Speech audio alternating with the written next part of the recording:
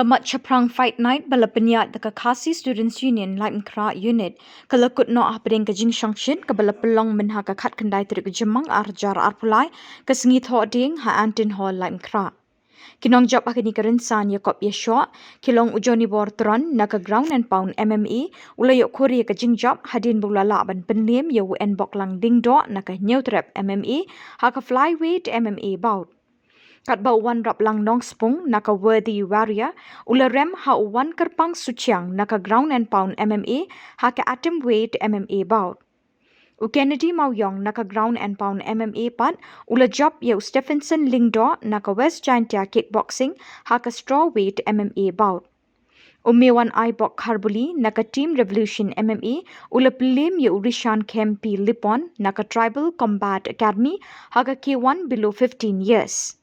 Upaila Remdors Aim naka Team Revolution MMA ula lem hau Jeff Dingdo na Happy Red Rooster MMA haka featherweight MMA bout. U Ideal Nongdhar naka Team Revolution MMA ula rem hau Banpen Krau Warshong naka Tribal Combat Academy haka K1 below 15 years. U Romario Jirwa naka Worthy Warrior ula kelem hau Jason Lingdo na Hillside MMA Khanapara haka lightweight MMA bout.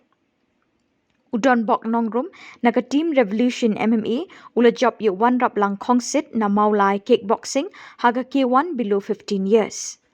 U Abiang Langstang naka Team Revolution MMA ula job yu Meban San Makri naka Fit MMA haka flyweight MMA bout. Kaiban Young Rai naka Team Revolution MMA kalalim haka Marvisha Soklet naka Team Revolution MMA haka K1 below 15 years.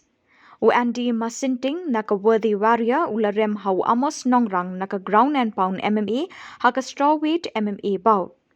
U Bantip Lang Kongwil naka Team Revolution MMA ula job yu Bante Sungo naka Tribal Combat Academy haka lightweight MMA bout.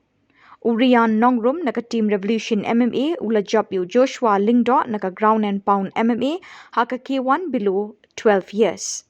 U Frankie Momin na Neutrap MMA ula rem hau Don Bestas Aimle naka ground and pound MMA haka strawweight MMA bout, but u Kisan Bare naka Team Revolution MMA ula job yu Gregory Sotun na Happy Red Rooster MMA haka featherweight MMA bout.